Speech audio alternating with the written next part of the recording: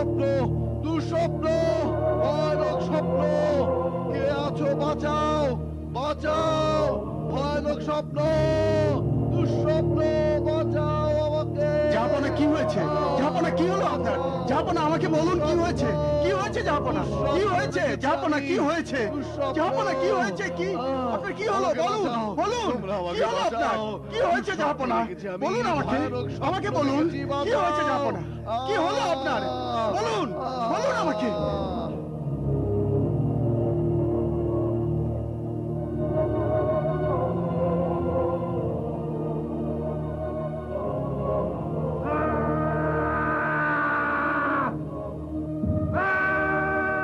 ঈসা মসীহের জন্মের 16 বছর আগের ঘটনা।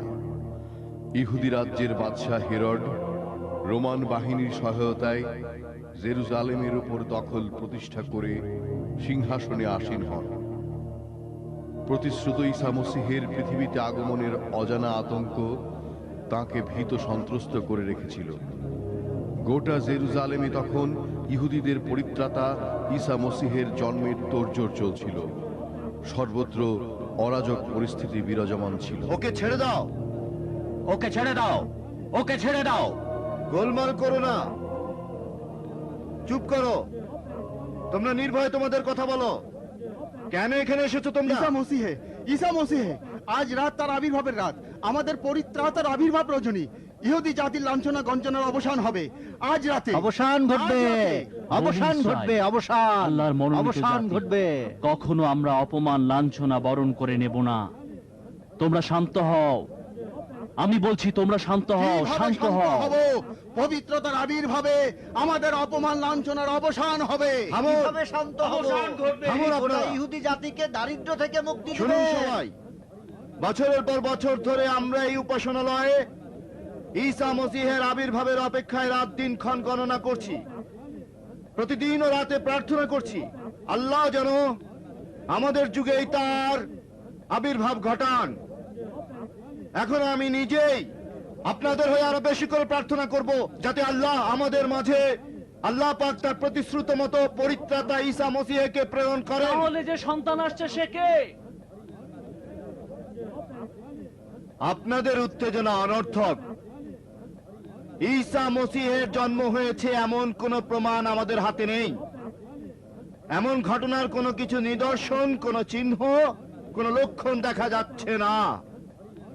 যিশুর আবির্ভাব যখনই হবে, আমরা সুলাইমান নবীর উপাসনালয়ের গণকরা সবার আগেই তা জানবো। তখন আপনারা যারা বিশ্বাসী ও মজলুম, আপনাদেরকে তার সুসংবাদ দেব। ওই যে দেখুন, জনাব জাকারিয়া নিজেই এসে গেছেন।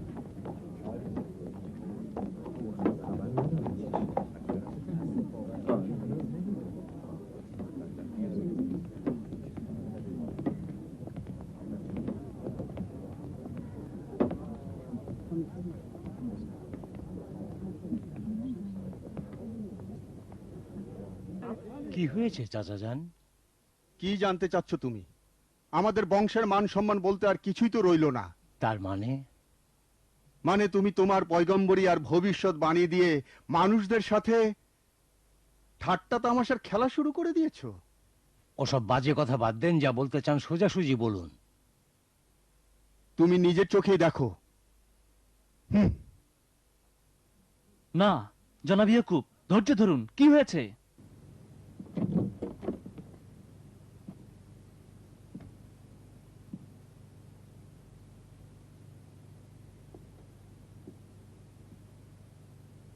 জনাব জাকারিয়া, হিংসুক বিদেশিদের জবাব কিভাবে দেবেন? কি বলবেন? আমি তো বলছিলাম, জনাব জাকারিয়া মনে কষ্ট পাবেন যখন বুঝতে পারবেন ইমরান ও আন্নার ঘরে একটি কন্যা সন্তান হয়েছে। কোন ইহুদি পরিবারের ঘরে একটি কন্যা সন্তানের জন্ম বড়ই লজ্জার। জনাব জাকারিয়া, ইমরানের ভবিষ্যৎবাণীর কি হবে? এই লজ্জা, এই অপমান কিভাবে সহ্য করব? আসল কথাটা ইহুদিদের বলে দেওয়া আমাদের একান্ত উচিত। ঘরের মাদুরগুলো বাইরে ফেলে দাও আর নিজেও কিছুদিন ঘর থেকে একদম বের হয়েও না।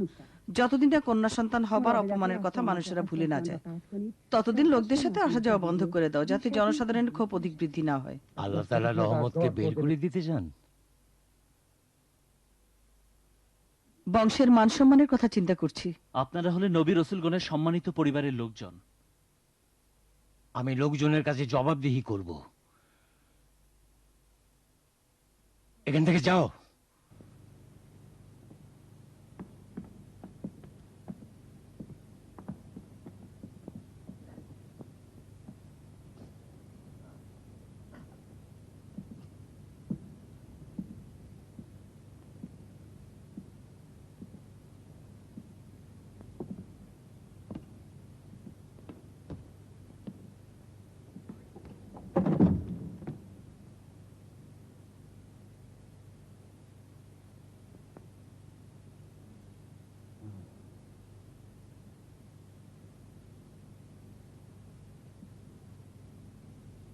তোমাদের মেয়ে ভালো আছে তো?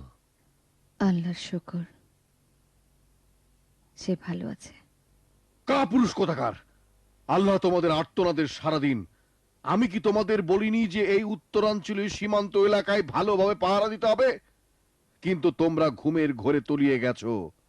ওরা তোমাদেরকে বিপদের মুখে ঠেলে দিয়েছে, তাই তোমরা দুর্গতি শিকার হয়েছো। ওরা হঠাৎ করে পার্শ্ববর্তী উচ্চভূমি দিয়ে আক্রমণ করেছে, আমাদেরকে তারা বোকা বানিয়ে দিয়েছে। ওদের সংখ্যা কত ছিল? ওদের সংখ্যা আমাদের চাইতে বেশি ছিল না, কিন্তু সাংঘাতিক যুদ্ধ করছিল। ঈসা মসিহে জন্মগ্রহণ করেছেন, গুজবটা তাদেরকে প্রচন্ড মনোবল দিয়েছিল। ভীষণ শক্তিতে তারা আমাদের সাথে লড়াই করছিল। আগে থেকে রোমানদের জন্য একজন সংবাদবাহক পাঠিয়েছিলাম, কিন্তু তাদের কোনো খবর পাওয়া যায়নি। মান্যবর, রোমান সম্রাটের সাথে আমাদের যে সমঝোতা হয়েছে তার প্রেক্ষিতে আমাদের প্রতিরক্ষা ইউনিটগুলো এই ব্যাপারে হস্তক্ষেপ করতে পারে না।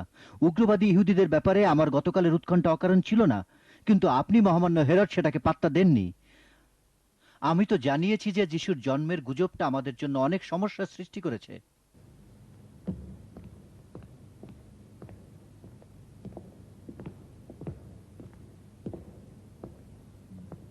সালাম মহাত্তন, খুশির খবর এনেছি।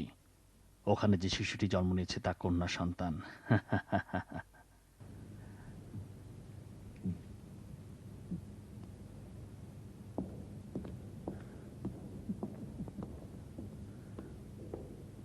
সে কি যিশুর ব্যাপারে কোনো সংবাদ এনেছে? হ্যাঁ, সে জন্মগ্রহণ করেছে। উগ্রবাদী ইহুদিদেরকে গিয়ে বলবে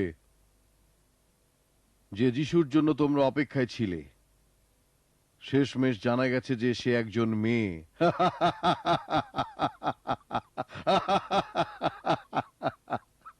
তোমরা সবাই এখন যাও, আমার সামনে থেকে দূর হও। জি জাহাপনা, আমরা কৃতজ্ঞ, আপনাকে ধন্যবাদ। যাও, আজ তোমাদের কপাল গুনে বেঁচে গেলে।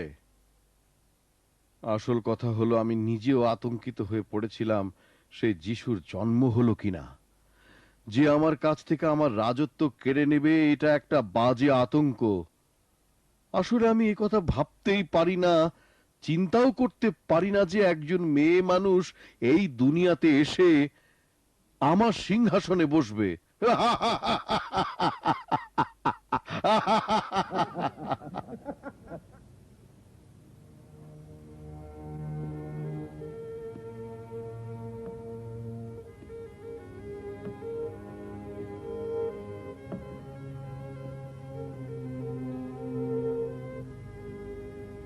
হে আল্লাহ, সমস্ত প্রশংসা তোমার জন্যে। তুমি যে নিয়ামত আমাকে দান করেছ, যে সন্তান তোমার জন্যে মানত করেছিলাম, সে মেয়ে হয়ে দুনিয়ায় এসেছে।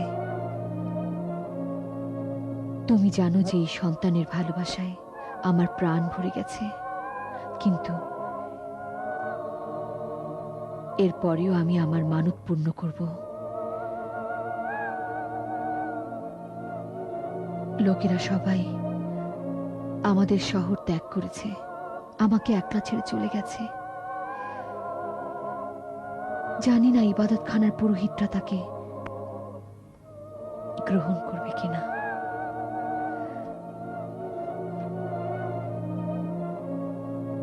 আমি তার নাম এভাবে রাখলাম,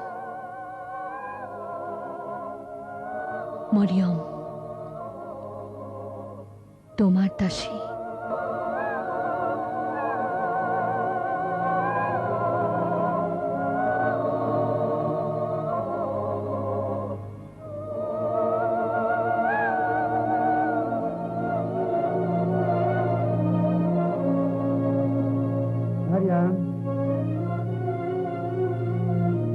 মরিয়ম,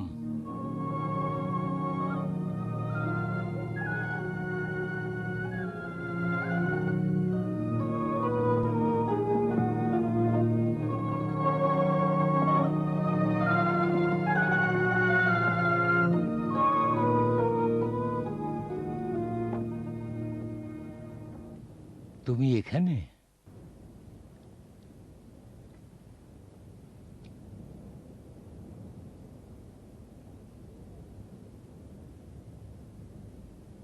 কোন দিকে তাকিয়ে রয়েছো? ওদিকে, ওই পাহাড়ের দিকে? মায়ের কাছে শুনেছি ওই পাহাড়ের পেছনেই জেরুজালেম। আল্লাহ কি আমাকে কোনোদিন ওখানে নেবেন?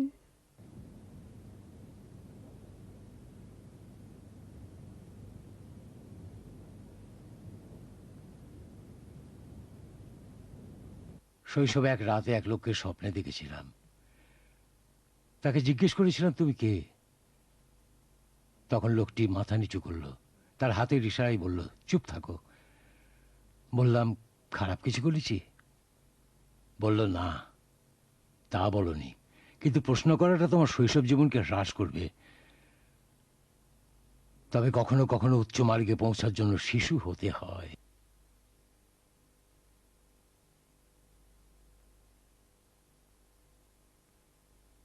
তাকে কি আপনি চিনতে পেরেছেন দাদাজান? যে লোকটিকে আপনি স্বপ্নে দেখেছেন তাকে চিনতে পেরেছেন? হ্যাঁ, তিনি নিজেই বললেন আমি ঈসা মাসিহে। ঈসা মাসিহ? আমার যদি সেই সৌভাগ্য হতো, আমিও যদি তাকে দেখতাম।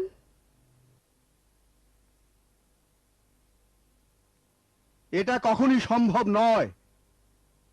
এ পর্যন্ত কোনো প্রমাণ নেই যে কোনো মেয়ে ইবাদতখানায় খাদেম হতে পেরেছে। কোন নারী এই পবিত্র কাজে আজ পর্যন্ত নিয়োগ প্রাপ্ত হয়নি। ভদ্র মহোদয়গণ, আপনারা জানেন মানত পালন একান্ত কর্তব্য এবং আল্লাহ সেবার উদ্দেশ্যে শিশুকে ইবাদতখানে উৎসর্গ করা কোনো নতুন ঘটনা নয়। এটা বছরের পর বছর চলে আসছে। কিন্তু এবারকার শিশুটি একটি কন্যা সন্তান, আর এখানে স্ত্রীলোকদের প্রবেশ নিষেধ, নিষেধ, নিষেধ, নিষেধ। জনাব জাকারিয়া, আপনিও তো সবসময় ছেলেদের থেকে মেয়েদের পৃথক করে রাখার কথা বলে এসেছেন। এরও একটা সমাধান আছে। তার জন্য অন্য সেবায়ত পুরোহিতদের থেকে পৃথক একটা কক্ষ নির্মাণ করতে হবে। আমাদের কি দুর্ভাগ্য, সুলাইমানের ইবাদতখানায় একজন নারী।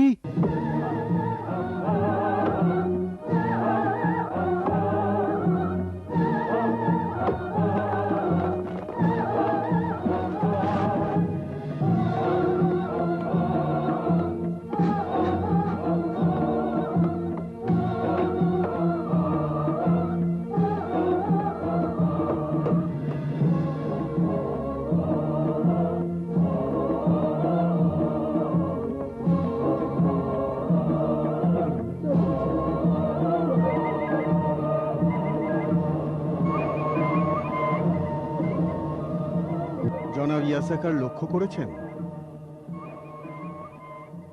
ঘর তৈরি করা হচ্ছে কার জন্য? মরিয়মের জন্য। মরিয়মের জন্য? ওই ওখানে? দাউদও সহযোগিতা করছে। আমাদের বিনা অনুমতিতে ইবাদতখানার নিয়ম অমান্য করছে। তিনি তার কামরার ভিতরে মরিয়মের থাকার ব্যবস্থা তৈরি করতে চান। উদ্দেশ্য মরিয়মের দেখাশোনার ব্যাপারটা নিজের হাতেই রাখা। আমি এই ইবাদতখানার শিক্ষক এবং মা মরিয়ম আমার ছাত্রী হিসেবে এখানে থাকবে। কামরার পাশে একটা গোদাম আছে, সেটাকে আমি মরিয়মের জন্য খালি করতে বলেছি। জনাব মিখাইল, আসল বিষয় মরিয়মের থাকার ব্যবস্থা নয়, পৃষ্ঠপোষকতাটাই আসল। আমি হচ্ছি তার মামাতো ভাই, সভাপতি তার দেখাশোনার ভার আমার উপরই পড়ে। খামোকা বাজে কথা বলো না। পারিবারিক বন্ধনের কথা যদি বলো তাহলে আমিও তার পরিবারের একজন। আপনাদের জ্ঞাতার্থে বলছি, উপাসনালয়ের সকল সেবায়েতদের মতো মরিয়মও আমার তত্ত্বাবধানে থাকবে। আমি বেঁচে থাকতে অন্য কেউ তার পৃষ্ঠপোষক হবে, আমি তা হতে দেবো না। না, তা হবে না। আপনি হবেন মরিয়মের পৃষ্ঠপোষক। সকল সেবায়েত শিশুরা আমার কাছেই লেখাপড়া করে। তাতে কি? এখানে যেহেতু এই শিশুটি যেভাবেই হোক ইবাদতখানায় যখন এসেই গেছে, তখন সে থাকবে আমার গাধা তত্ত্বাবধানে কোথাকার। এবং পড়াশোনা করতে থাকবে। এই লোকটার মাথা খারাপ হয়ে গেছে। আপনি সীমা ছাড়িয়ে যাচ্ছেন, বসুন ওখানে। দাপট দেখাচ্ছেন কেন? আপনারা বয়সে বড়, কিন্তু কারো ধমকে ভীত হওয়ার পাত্র আমি নই। তুমি আবার কি বলতে চাও? ঝগড়া করবেন না, শান্ত হন। যান, বসুন বসুন।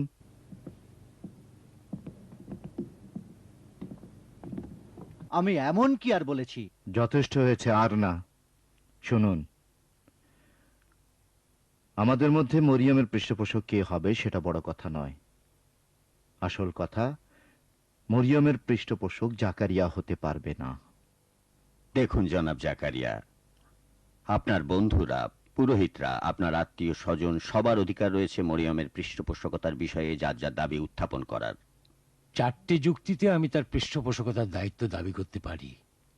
প্রথম হচ্ছে, সে আমার বাড়িতেই বড় হয়েছে। দ্বিতীয়ত, সে আমাকে বেশি চেনে। তৃতীয়ত, তাকে তার মা আমার হাতেই তুলে দিয়েছেন। চতুর্থত, এবং চতুর্থ দাবি হচ্ছে, আল্লাহ আপনার ঘরে কোনো সন্তান দেননি। জি না। চতুর্থ দাবি হচ্ছে, আমি এই অমূল্য রত্নের মূল্য যে কোনো লোকের চেয়ে বেশি জানি। শোনো কথা। প্রথমত, তার মা তাকে এতিমখানায় দান করেছেন, আপনার কাছে নয়। দ্বিতীয়ত, আপনার সাথে তার যে সম্পর্ক এবং মায়া মমতা, তা শিশুদের বেলায় মাননীয় ক্ষণস্থায়ী। হিলাল, আমার অধিকার আমি ছাড়ব না। নিজেদের মধ্যে ঝগড়া করবেন না। আপনারা কি বিশ্বাস করেন না যিনি এই ইবাদতখানার মালিক সে তার প্রত্যক্ষ তত্ত্বাবধানে আছে? হ্যাঁ, ঠিক বলেছেন। এবাদতখানার রীতিনীতি মোতাবেক এই ধরনের পরিস্থিতিতে মতবিরোধ দূর করার জন্য সবচেয়ে উত্তম এবং সামঞ্জস্যপূর্ণ কাজ হচ্ছে লটারি করা।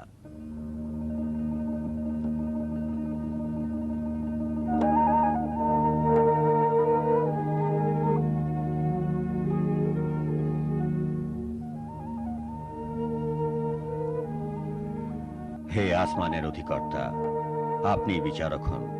মরিয়মের আত্মীয়রা যারা আছেন তাদের মধ্যে থেকে একজনকে মরিয়মের পৃষ্ঠপোষক হিসেবে নির্বাচিত করুন।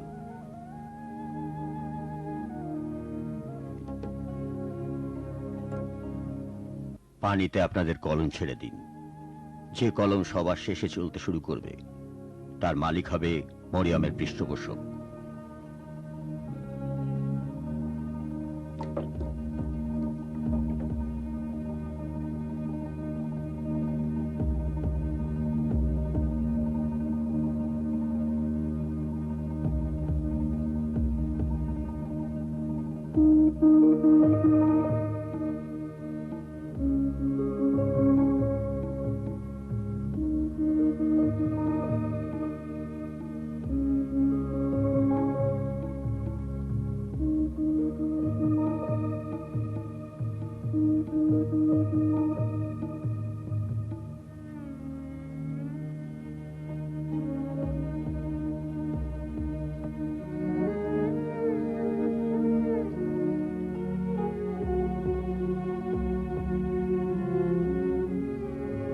সবাই অনর্থক চেষ্টা করলেন।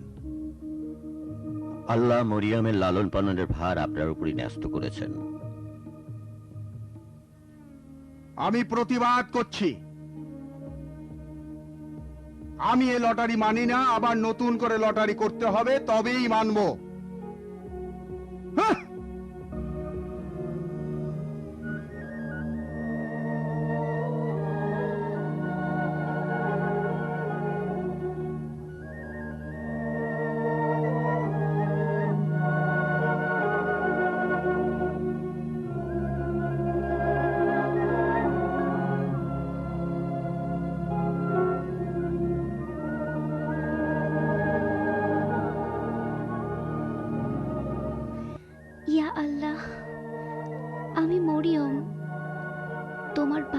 দাসী। তুমি তো জানো যে আমার বাবা নেই। আমার মায়ের কাছ থেকেও আমি বিদায় নিচ্ছি। খেদমতের উদ্দেশ্যে তোমার ঘরে যাচ্ছি। ইয়া আল্লাহ, তোমার এই দাসীকে শক্তি দান করো, যেন আমার মায়ের কাছ থেকে বিচ্ছেদ আমি সহ্য করতে পারি। আমার মাকেও তোমার পক্ষ থেকে ধৈর্য শক্তি দান করো, যেন তিনিও আমার বিচ্ছেদ সইতে পারেন।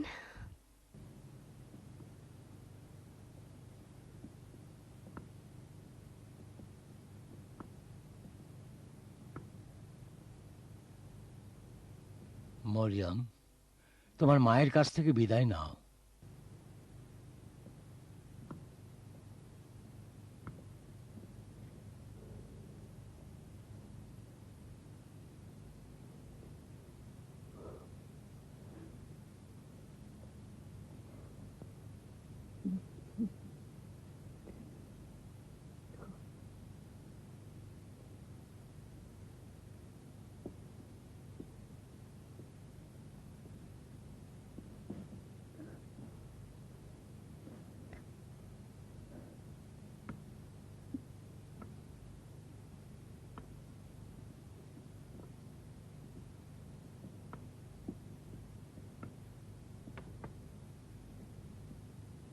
মারিয়াম,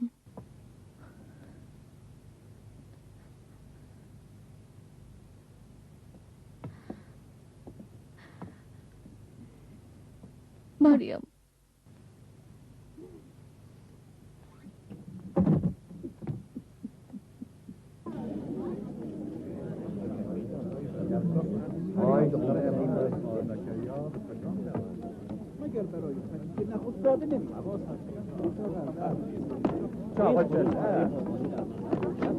দেখুন দেখুন, ওই যে মরিয়ম, ইমরানের মেয়ে, ওকে ইবাদতখানায় নিয়ে যাচ্ছে।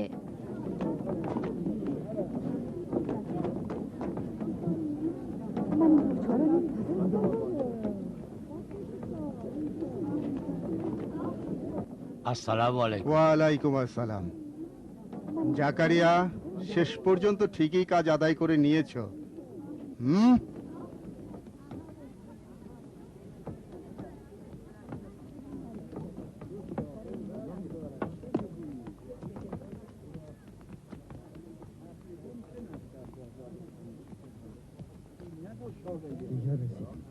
এটাই ইবাদতখানা।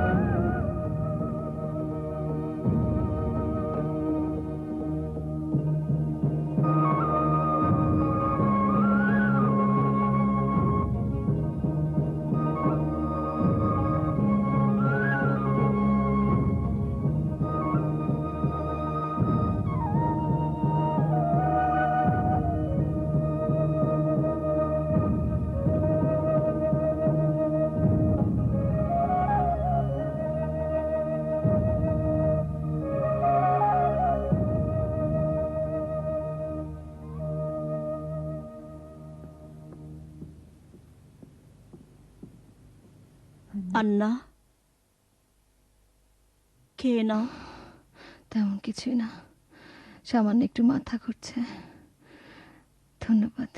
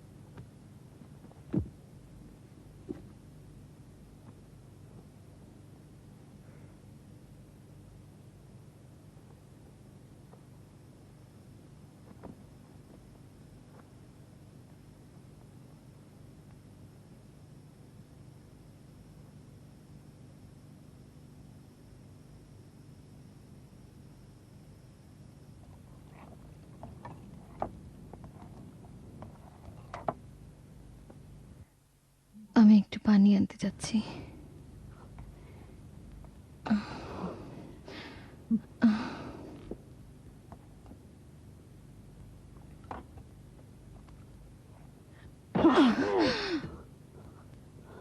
কি হয়েছে?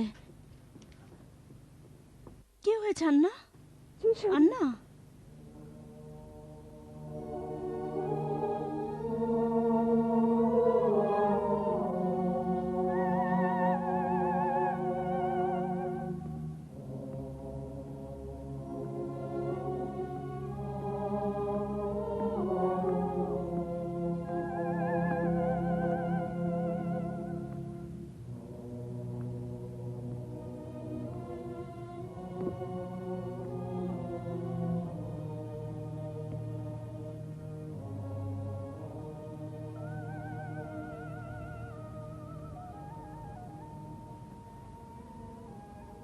আসসালামু আলাইকুম মরিয়ম। ওয়ালাইকুম আসসালাম দাদাজান।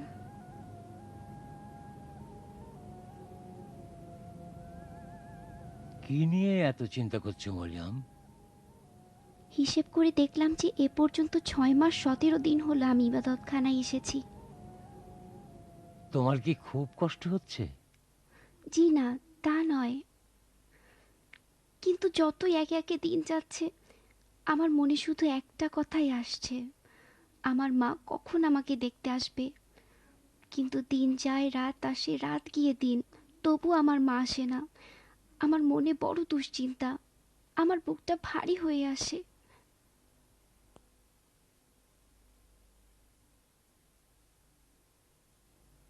আরে আপনি কেন কাঁদছেন দাদু? তোমার কথায় আমার মায়ের কথা মনে পড়ে গেল। তাকে আমি খুবই ভালোবাসতাম। একদিন কাঠ জোগাড় করে আনার জন্য বনে গিয়েছিলাম। হঠাৎ দুশ্চিন্তায় বুকটা আমার ভারী হয়ে গেল। আরও দেখলাম বুকের ভেতরটা ব্যথায় টনটন করছে। সে ব্যথা ব্যক্ত করবার মতো শক্তি আমার নেই। বাড়ি ফিরে দেখি কি যে কিছু লোক আমার বাড়ির সামনে ভিড় করে আছে। লোকদের ভিড় ঠেলে বাড়িতে ঢুকলাম। আমার মা বিছানায় শায়িত ছিলেন, তার দু চোখ বন্ধ, যেন ঘুমিয়ে আছেন।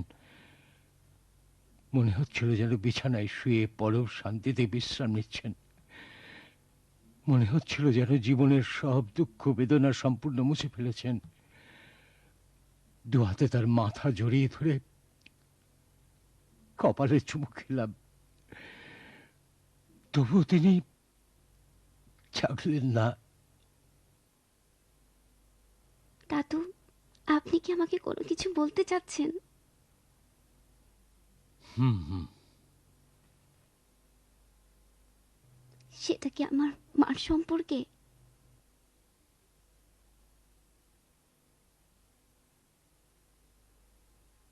তাহলে কি আমার মাও?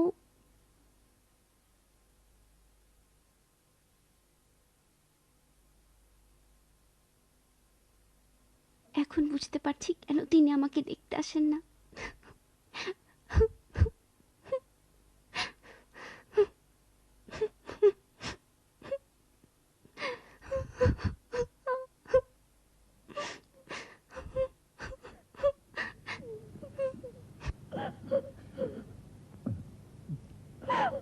লক্ষ্মী দাদুমণি কাঁদে না।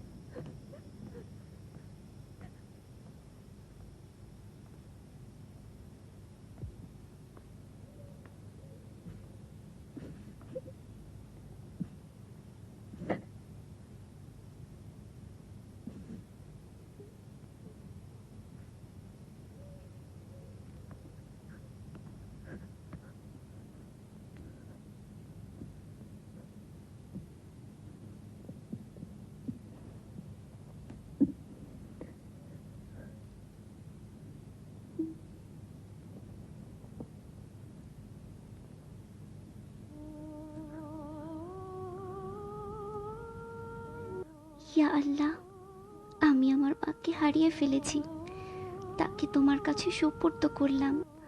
তুমি তোমার রহমত ও মহব্বতের ছায়ায় তাকে স্থান দিও। আমাকে তুমি আমার একাকিত্বে ছেড়ে দিও না, আমি বড় অসহায়।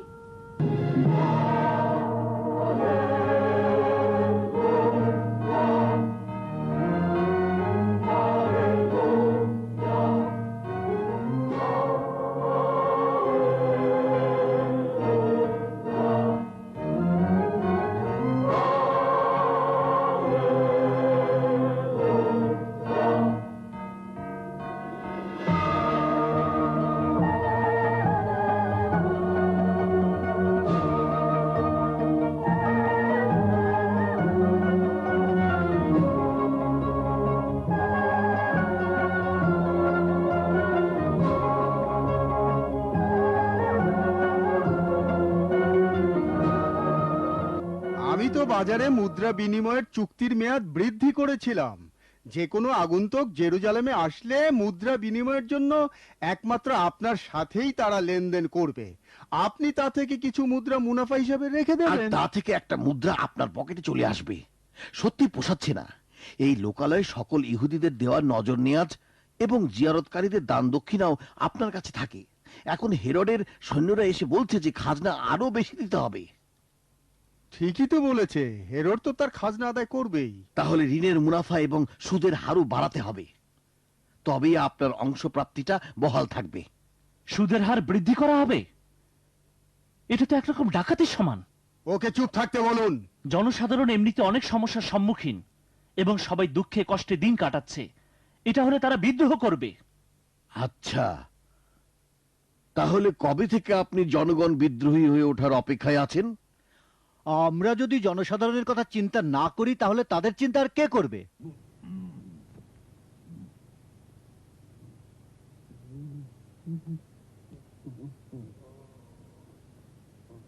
জনাব ইয়াসাকার, কি হয়েছে?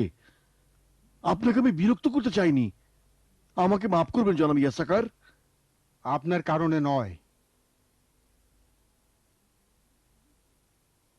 এই অসুখে তিনি অনেক বছর আগে থেকেই কষ্ট পাচ্ছেন। মাফ করবেন, এই ব্যথাটা আমাকে কাহিল করে দিয়েছে। শুনেছি যে ইমরানের মেয়ে মরিয়মের নাকি ঐশ্বরিক শক্তি আছে। তার সাথে দেখা করছেন না কেন? সে হয়তো আপনাকে এই অসুখ থেকে মুক্তি দিতে পারে। মরিয়ম যদি তাই পারতো তাহলে তার নিজের পায়ের ব্যথার চিকিৎসা করত, খোঁড়াতে হতো না। আপনারা তো সবাই জানেন যে মরিয়মের পায়ের ব্যথার কারণটা হচ্ছে অনেকক্ষণ ধরে দাঁড়িয়ে থেকে ইবাদত বন্দেগী করার ফলে। আসুন, ওই দেখুন।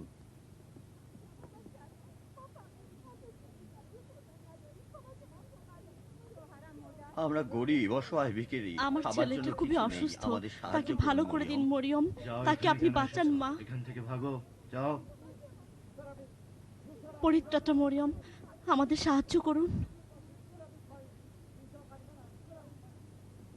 এই ইবাদতখানা জিয়ারতের উদ্দেশ্যে যারা এখানে আসে তারা প্রায় সবাই মরিয়মের সাথে সাক্ষাৎ করতে চায়। আপনারা মনের অজান্তেই তার প্রচারক হয়েছেন। ভদ্র মহোদয়গণ, এটা একটা কুসংস্কার। এটাও একটা নতুন খেলা, অন্যরকম বিনোদন। যাই হোক, একদিন লোকেরা মরিয়মের কাছ থেকেও মুখ ফিরিয়ে নেবে।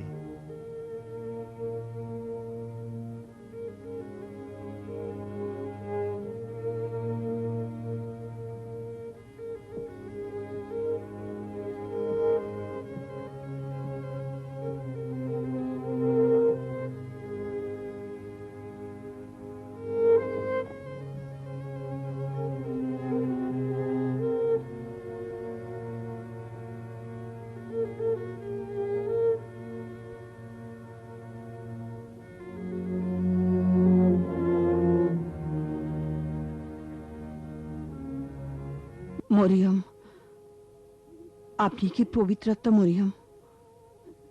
হ্যাঁ, আমি মরিয়ম।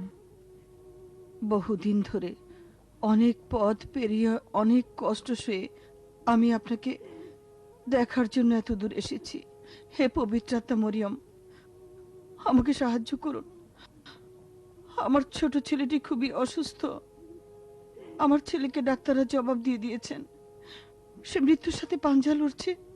তার সুস্থতার জন্য আমাকে এক টুকরো রুটি দিন, সে রুটি নিয়ে তাকে খাওয়াই।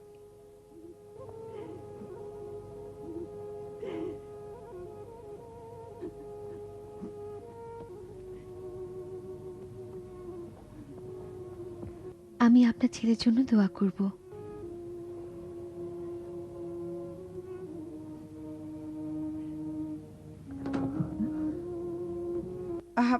সাবধানে, পড়ে যাবেন। এভাবে চললে শরীরটা বেশি দিন টিকবে না। আপনি প্রতিদিন নিজের খাবার মানুষের মাঝে বিলিয়ে দিচ্ছেন আর নিজে উপোস থাকছেন।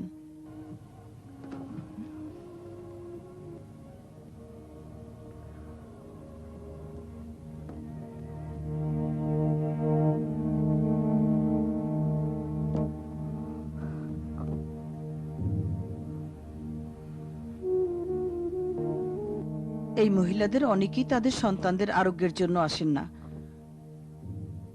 বরং ক্ষুধার তাড়নায় তারা এখানে আসেন। আপনার কাছ থেকে যে রুটি পায় সেটা তাদের সেদিনের খোরাক হয়। আপনাকে তারা বলে যে রোগ মুক্তির জন্য নিচ্ছি। সেটা আমি জানি, তাতে অসুবিধা নেই।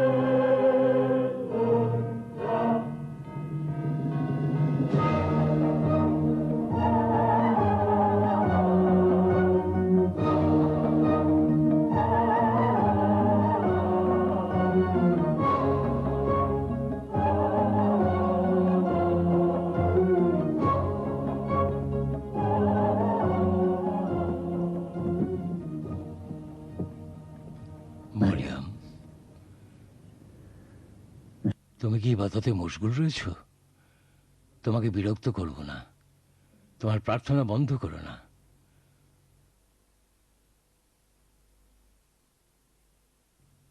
আঙ্গুর এই মৌসুমে?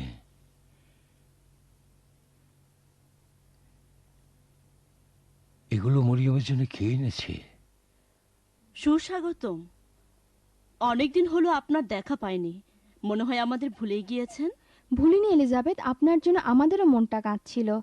অতীতে সবকিছু ভুলে যাওয়াটাই আমাদের জন্য ভালো।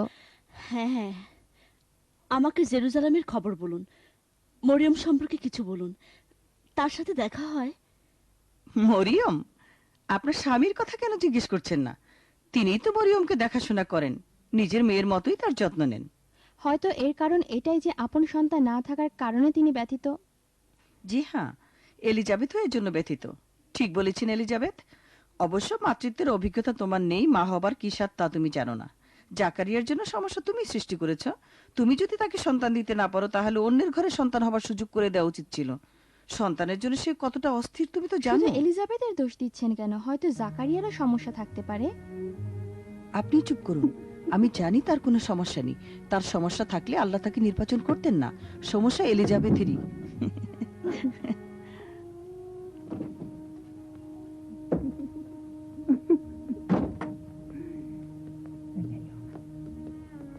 আসসালামু আলাইকুম জনাব জাকারিয়া। ওয়ালাইকুম আসসালাম।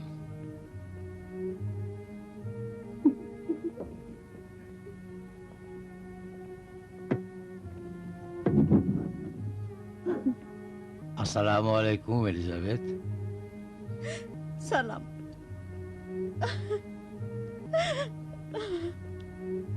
এলিজাবেথ, কি হয়েছে?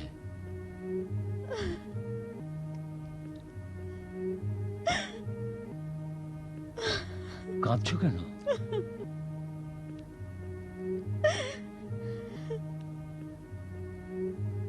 কিছু হয়েছে নাকি? না, কিছুই হয়নি, কিছুই না। তাহলে তুমি কাঁদছো কেন?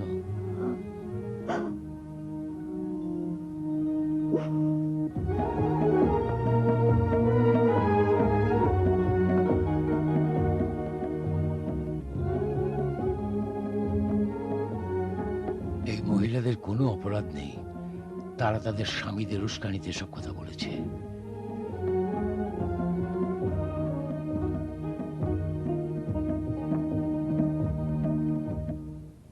দুটো স্বর্ণমুদ্রা লিখুন তার নামে, কেননা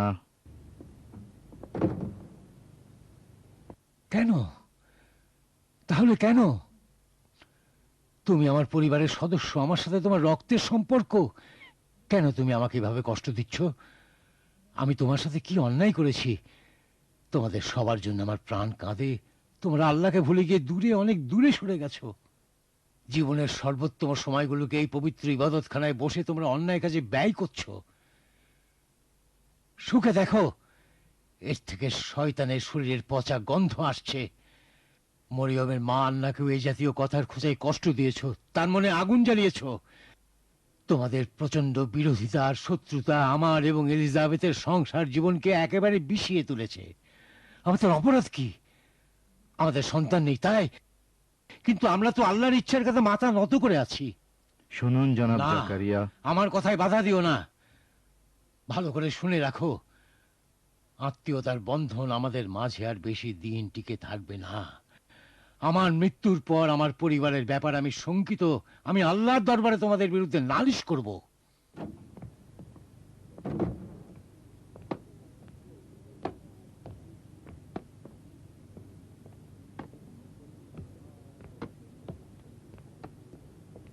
দাঁড়ান জনাব জাকারিয়া, আপনি কি আমাদেরকে শয়তানের দোসর মনে করেন? আমরা কি আন্নার অন্তরে আগুন জ্বালিয়েছি? তাহলে তো আমাদেরকে আপনার আত্মীয় বলে পরিচয় দেওয়া উচিতই নয়। মনে হচ্ছে বার্ধক্য আপনার মনে বিভ্রান্তের সৃষ্টি করেছে। বলুন, আপনি কি মরিয়মকে জোর করে ইবাদতখানায় আনেননি? সন্তান বিচ্ছেদের শোকে তার মায়ের মৃত্যুর জন্য আপনি কি দায়ী নন? আপনি কি শহরে আর ইবাদতখানায় ছোট বড় সকলের কাছে উপহাসের পাত্র নন, কিন্তু এর পরও পয়গম্বরীর দাবিতে আপনি অটল রয়েছেন? যদি এ দাবি সত্যি হয় তাহলে সন্তানের পিতা হতে পারেন না কেন, যাতে নির্বংশ হতে না হয়? সবাই জানে যে মৃত্যুর পর আপনার ঘরে বাতি জ্বালানোর জন্য কেউ নেই, কেউ থাকবে না জনাব জাকারিয়া। আপনি নিঃস্ব, আপনি একেবারে নিঃস্ব। এ কি বলছো? তোমার কি মাথা খারাপ? আগে যিনি তোমার শিক্ষক ছিলেন তাকে এসব বলতে তোমার লজ্জা হচ্ছে না? এই যে জাকারিয়ার অনুসারী, তার পক্ষ নিচ্ছ বুঝি? যদি মিথ্যা বলে থাকি তাহলে তোমরাই বলো জাকারিয়ার কোনো সন্তান আছে কিনা। তোমরাই এর বিচার করো, তোমরাই।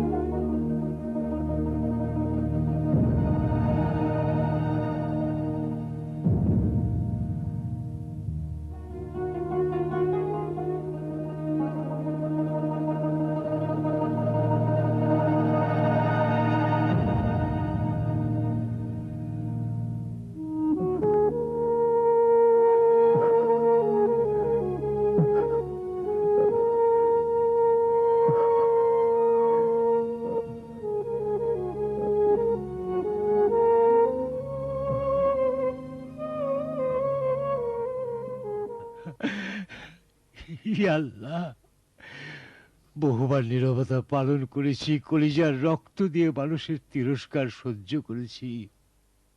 এখন সহ্যের সীমা ছাড়িয়ে গেছে। তোমার পক্ষ থেকে সান্ত্বনার বাণী পাঠাও। আবার সহ্য শক্তিহীন ভগ্ন হৃদয়ে শান্তি দান করো মাবুদ।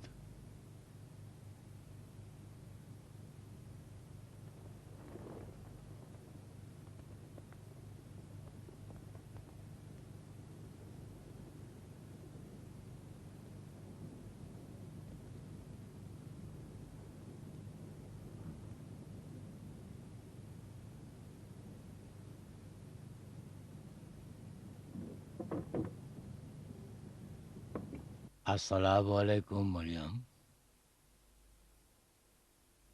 ওয়ালাইকুম আসসালাম।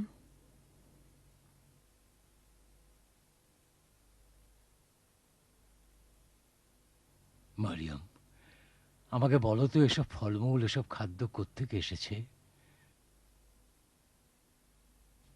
এগুলো এসব খাবার তোমার জন্য কে এনেছে? এগুলো আল্লাহর পক্ষ থেকে এসেছে। আল্লাহ তার ইচ্ছে মতো রিজিক বেহিসাব দান করে থাকেন।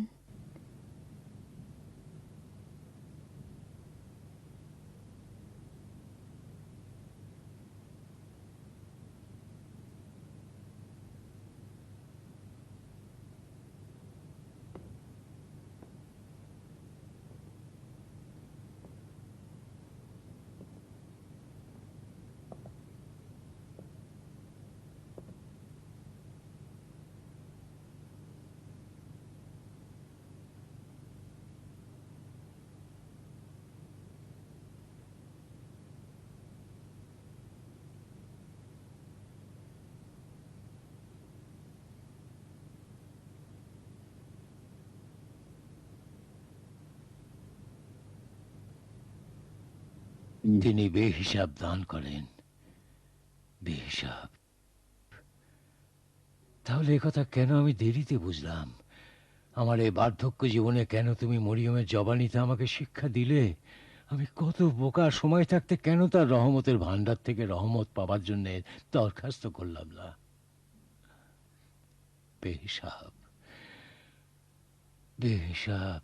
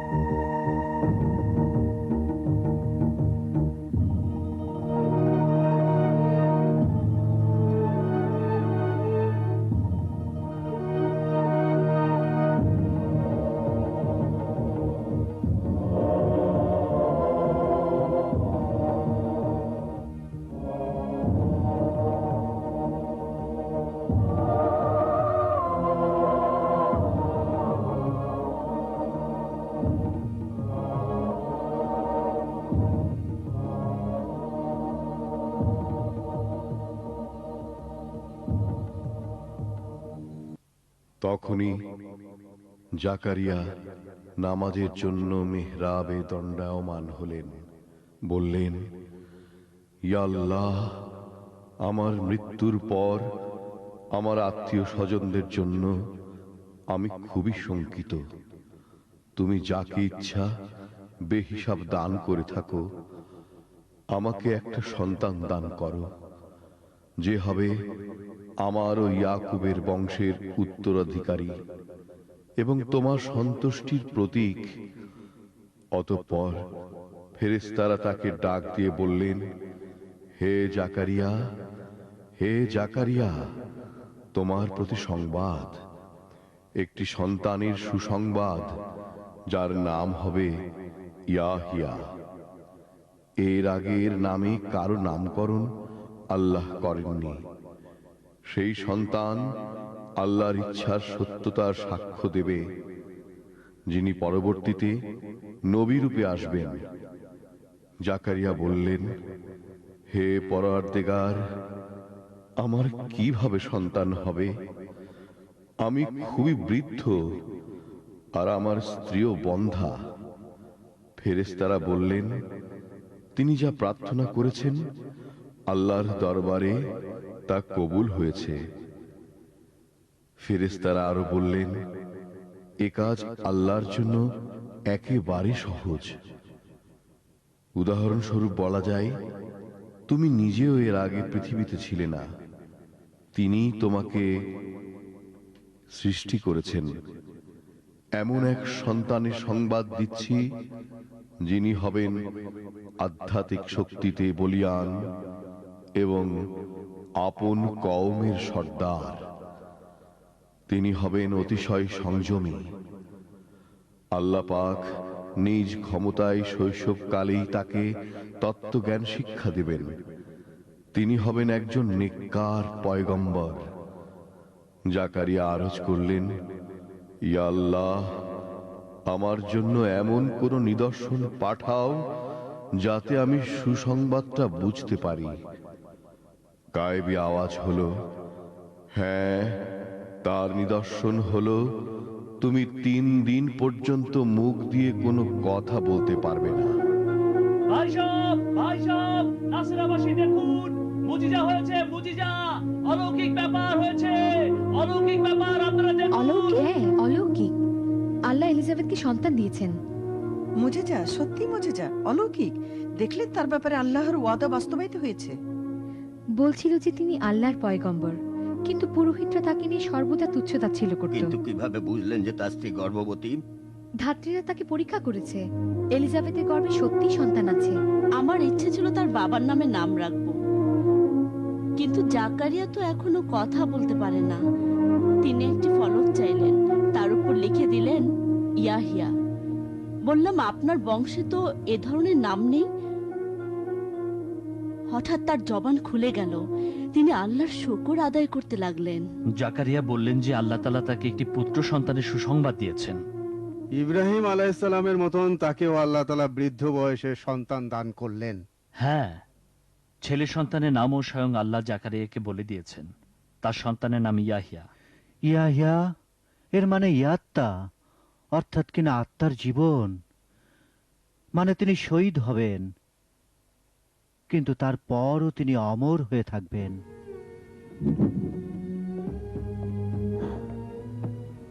এলিজাবেথ, আসুন, আসুন, তাকে দেখুন। ইয়াহিয়া, কলেজার টুকরা ইয়াহিয়াকে।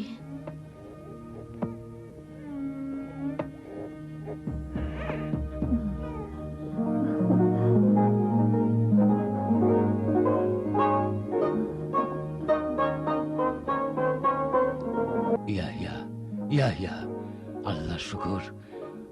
আল্লাহর এই বিরাট নিয়ামতের শুকরিয়া কখনো আদায় করতে পারবো না। এ হচ্ছে ইয়াহিয়া। সে বনি ইসরায়েলের প্রতিষ্ঠিত পয়গম্বরকে দেখবে এবং তার সত্যতার সাক্ষ্য দেবে। ওহ, কি সুন্দর হৃদয় কাড়া চেহারা। মনে হচ্ছে যেন বহু বছর ধরে একে চিনি।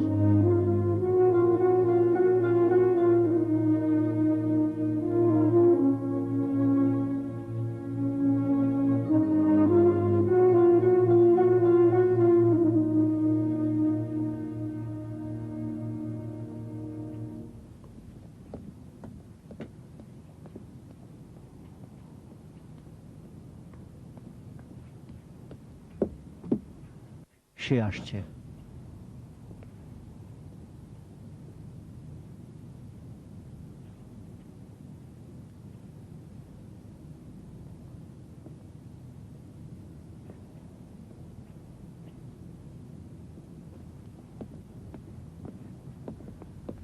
একটুখানি দাঁড়াও, কথা শোনো। তুমি কি মরিয়ম, ইমরানের মেয়ে মরিয়ম? আমি তোমার সাথেই কথা বলতে এসেছি। আমি হলাম ইয়াহুদিয়ায় মোতায়েন রোমান বাহিনীর অধিনায়ক পেকলিস। নিশ্চয়ই আমার নাম শুনে থাকবে। উনি আমার স্ত্রী সারাবিনা। আমাদের এখানে আসার উদ্দেশ্য হচ্ছে লোকচক্ষুর আড়ালে তোমাকে একাকী দেখাবো। তোমার কাছে একটা অনুরোধ আছে। যদি আমাদের মেয়েকে আরোগ্য করে দিতে পারো তাহলে তোমাকে 10 থলি স্বর্ণ মুদ্রা দেব। 10 থলি স্বর্ণ মুদ্রা। 10টা থলি তোমাকে দিয়ে দেব। আমার কথা বুঝতে পেরেছো? প্রেকলিস, তুমি কি একটু চুপ করবে? ওর সাথে তুমি এ কোন ধরনের আচরণ করছো?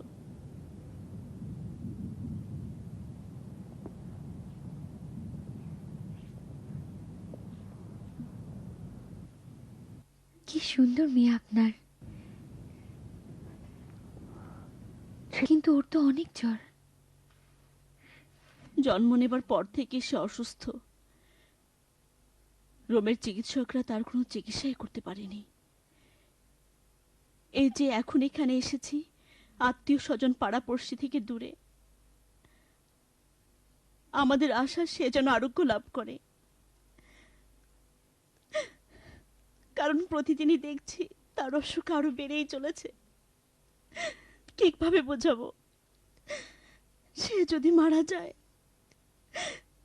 তাহলে আমারও আর বেঁচে থাকার শক্তি থাকবে না।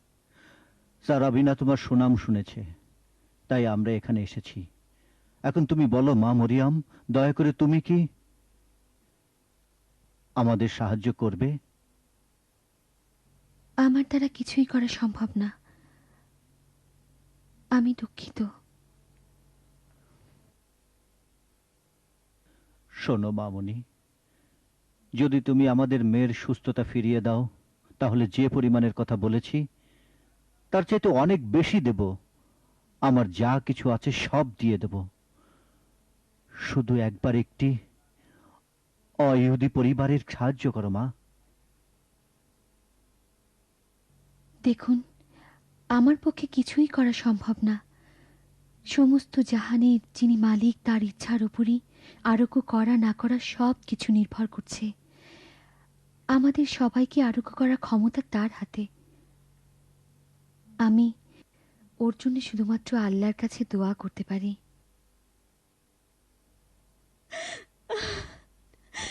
তুমি দোয়া করো, তুমি দোয়াই করো।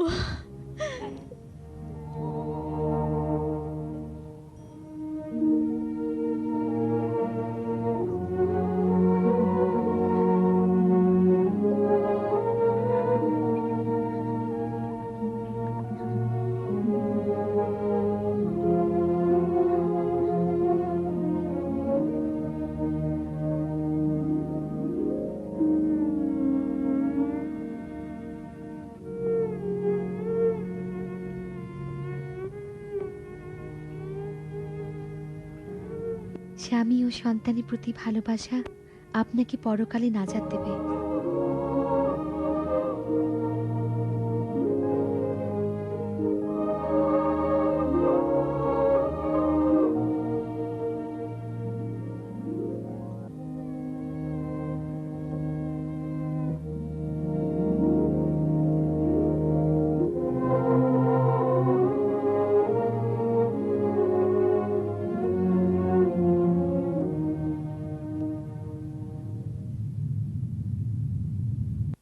মরিয়ম, মরিয়ম, এটি তোমার প্রতিপালকের পক্ষ থেকে বাণী। মরিয়ম, আল্লাহ তোমাকে নির্বাচিত করেছেন এবং পবিত্র করেছেন। সকল মহিলাদের মাঝ থেকে তোমাকে তার এক বিরাট কাজের জন্য বাছাই করেছেন। মরিয়ম, তোমার প্রতিপালকের হুকুম আহকাম মেনে চলো তাকে স্মরণ করে সিজদা করো আর নামাজ আদায়কারীদের সাথে নামাজ আদায় করো।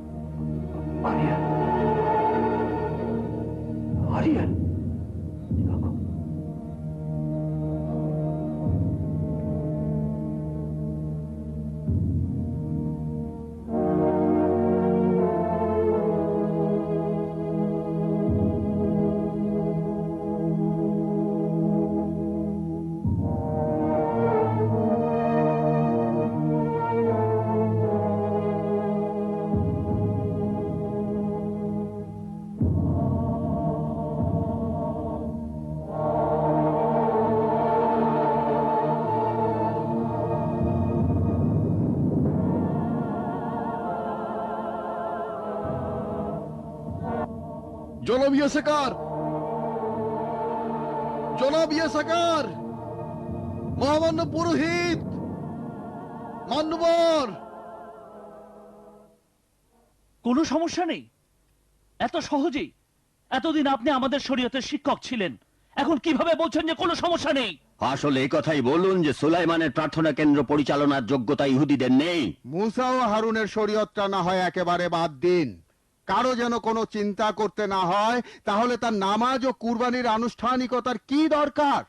কাল থেকে সাইদুনের দেবতা ইস্তার, মোয়াবদের দেবতা খামোশ, ফিনিকিদের দেবতা মুলুকের পূজা করবেন এবং সাথে সাথে মহামান্য সম্রাটের প্রতিকৃতি দেশের আনাচে কানাচে স্থাপন করে পূজা অর্চনা শুরু করবেন। এখনই জাকারিয়ার ব্যাপারে সিদ্ধান্ত হতে হবে এবং মরিয়মের ব্যাপারও ঠিক আছে। তাদের ব্যাপারে চূড়ান্ত সিদ্ধান্ত হেডরিন পরিষদের বৈঠকে নেওয়া হবে, আর কেউ যেন শরীয়ত নিয়ে এভাবে তামাশা করতে না পারে। থামুন, শুনুন প্রার্থনা কেন্দ্রের পুরোহিতগণ, আপনারা কি নিজেদের চারপাশে লক্ষ্য করেছেন? তাহলে দেখতে পেতেন মুসা এবং মুসার খোদার আদেশ নিষেধ কিভাবে লঙ্ঘন করে চলেছেন, আর এখন নিজেদেরকে শরীয়ত রক্ষাকারী নামে দোহাই দিচ্ছেন। কোরবানি করার আগুন সংরক্ষণের পদ্ধতি ছাড়া আপনাদের দ্বারা মানুষের আর কোন কল্যাণটা হয়? এটাই কি সত্য নয় যে সদাপ্রভু বলেন, আমি ভালোবাসা দয়ায় গ্রহণ করি, কুরবানি গ্রহণ করি না। খোদা দয়ায় আমাদের কাম্য, জাহান্নামের আগুন আমাদের কাম্য নয়। কিন্তু কেন আপনাদের অন্তরে দয়া ও রহমত বলতে কোনো কিছুই পাওয়া যায় না? আল্লাহ বলেন যে তোমাদের উৎসবের প্রতি আমি ক্ষুণ্ণ, তোমাদের পবিত্র মহাপবিত্র উৎসবগুলোর নাম ধাম আমি চাই না। আমি তোমাদের নজর নিয়াজের আগুন, তোমাদের দান হাদিয়া আমি গ্রহণ করব না। তোমাদের সম্পদের লোক দেখানো কুরবানি আমি চাই না। আমি চাই তোমাদের ত্যাগ যেন ঝর্ণার পানির মতো প্রবাহিত হয়, ন্যায় ইনসাফ যেন নদীর স্রোতের মতো সর্বদা প্রবাহমান থাকে। পবিত্র গ্রন্থে কথা কি পড়েননি যে আমি আপনাদের রোজা এবং প্রার্থনা গ্রহণ করব? তাহলে অন্যায়ের বিরুদ্ধে শিকল বন্ধন ছিন্ন করুন, বন্দি দশার জোয়াল খুলে দিন, মজলুম মানুষের মুক্তি দিন, যারা নিপীড়িত আপন ভিটেমাটি থেকে বিতাড়িত হয়েছে তাদেরকে ফিরিয়ে আনুন, কোনো বস্ত্রহীনকে দেখলে বস্ত্র দান করুন, নিজে